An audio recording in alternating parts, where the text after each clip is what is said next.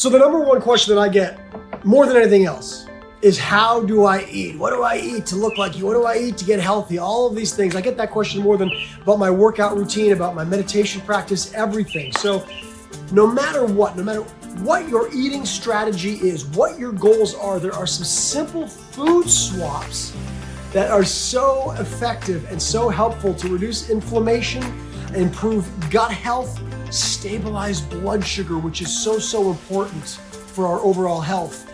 And also, if it's your goal, to reduce some calories a little bit. I know a lot of people have that goal. So I say we just jump right in, okay? So the first thing I'm gonna talk about is breakfast. Replace your breakfast with a protein smoothie. I gotta tell you, most people start the day kind of wrong. I'm sorry to say it. It's basically like having dessert for breakfast, but a protein shake is just such an easy replacement. It stokes your metabolic fire to burn more calories through the whole day. And you can load a shake with whatever you want, with superfoods, with good healthy proteins, with healthy fats, which are really important, phytonutrients that are gonna keep your blood sugar balanced throughout the entire day. Next thing I'm gonna talk about is a real biggie out there in the world. It's replace gluten starches with green vegetables. I'm gonna get a little bit technical here for a second. Gluten is a protein. It's found in wheat, barley, rye, spelt, oats. But 50 years ago, the type of gluten changed when they created new strains of wheat. And this has just created a whole slew of health issues and problems, including a 400% increase in celiac disease and a dramatic rise in gluten sensitivity, as well as blood sugar issues and insulin sensitivity, et cetera, et cetera. Now, while gluten-free grains are absolutely best, it's even better if you can substitute with veggies, with leafy veggies if possible, for what would normally constitute a starch on your plate. You can easily do this when you're dining out, for example, by ordering steamed spinach or broccoli or whatever. So avoid that bread basket, avoid that gluten starch. Some of the things that I also do is when I order a hamburger, I do a lettuce wrap. Get rid of that bun and get a lettuce wrap. I know it's a little bit of a buzzkill at first, but I promise you, when you get used to it, you don't really miss that bun that much. I really do. It's coming from my own experience, for sure. If you don't want to go all the way, then you just have an open face sandwich, right? Just get rid of half the bun. And you'd be so surprised how many restaurants out there are incorporating lettuce wraps. And there are so many tasty gluten-free options as well. You got crackers, pasta, oats. Check it out. Okay, so the next one I'm going to talk about, maybe you've heard before as well, and that is replace bad oils with good oils. And when I say bad, I'm talking about corn oil, soybean oil, canola, and sunflower oils. These contain inflammatory omega-6 fats and currently make up 10% of our calories, everybody. So instead, it's very simple. It's a simple swap out. Stick to extra virgin olive oil, coconut oil, avocado oil if you're gonna do some high heat cooking. Extra virgin olive oil contains polyphenols. These are gold, literally, which are powerful anti-inflammatory and antioxidant compounds. Let's keep going. Number 4, replace typical snacks with nuts or veggies. If you're like me, you like to snack, although I'm trying to cut back on my snacking, to be honest. But here's the deal. Get rid of the sugary processed snacks. Just do it. Keep nuts in your pantry. Keep veggies in your fridge. Instead, have them around. That way you're more likely to go to them. They've been proven to help with weight loss, reduce the risk of diabetes. Nuts are also a great snack because they're full of protein, fiber, minerals, good fats. Now, you want to buy raw or lightly toasted, unsalted nuts, and the best ones, they say, are almonds, walnuts, macadamia nuts, pecans, hazelnuts, okay? Here's one for you. Drink sparkling mineral water instead of soda. Or if you're trying to cut back on alcohol as well. Now, you sat down for dinner and you're thinking about washing it down with a soda. Just do yourself a favor and take a pass at that. You'll save more than 100 calories easily.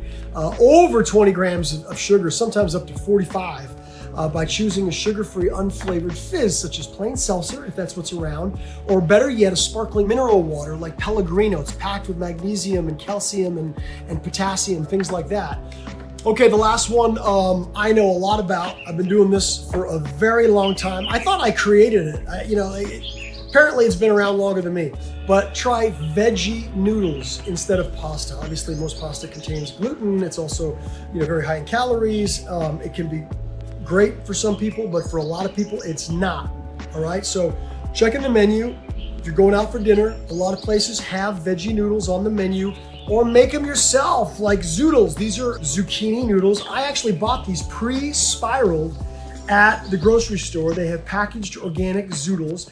This is a spaghetti squash.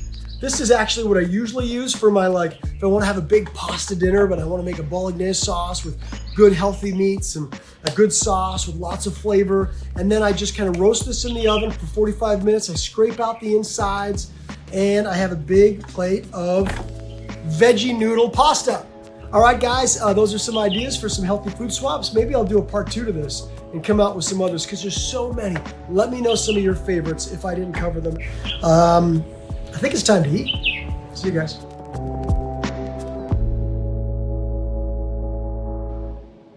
This is what we do. We come at health and longevity and happiness from all different directions, 360 degrees.